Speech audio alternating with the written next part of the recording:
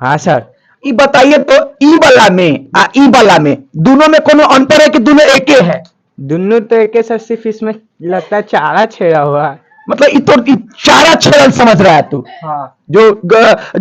बरसात के मौसम में जो चारा छेड़ छेड़ के लगता है जमीन खुरुर खुरुर करके निकलता है, वह तू चारा छेड़ल समझ रहा है? मतलब तू वो चारे है लखन। अरे भैया ये दोनों अलग है। देखो ऐसा समझा है कभी 1.2 लगातार आ रहा है, हाँ। कभी ऐसा 1.2 आके रुक जाता है। तो देखो जो लगातार आता है ना उसमें ऐसे डॉट डॉट लगा दिया जाता है।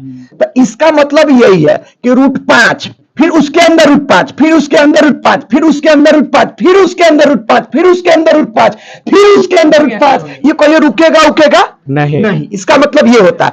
लेकिन ये जो लिखा हुआ है इसका मतलब 4 बार आके रुक गया है। 1 बार 2 बार 3 बार 4 बार। अंतर समझ गया दोनों में? हाँ। अब देखिए इसको बनाइए कैसे।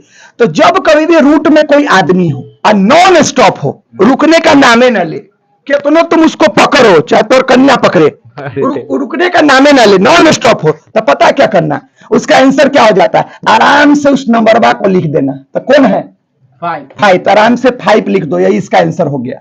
लेकिन अगर कोई आदमी रुक जाए, कुछ दूर चल के रुक जाए, जैसे देखो ये 5 कै बार चल के रुक गया? 4। रूट लगल है तो 5 का 5 लिख दो। कै बार रूट है? 4 बार। देखो 1 बार 2 बार 3 बार 4 बार।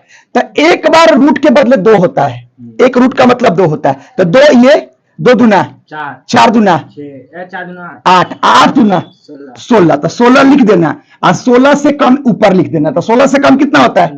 15। 15 ऊपर लिख देना, यानी 5 के पावर 15/16 आंसर हो जाएगा इसका। समझ में आ गया? हाँ। अगर समझ में आ गया तो इसका आंसर आप लोग कमेंट करके बताइएगा कि इसका आंसर क्या होगा और इसका आंसर क्या होगा। आप लोग इसका आंसर कमेंट करके बताइए।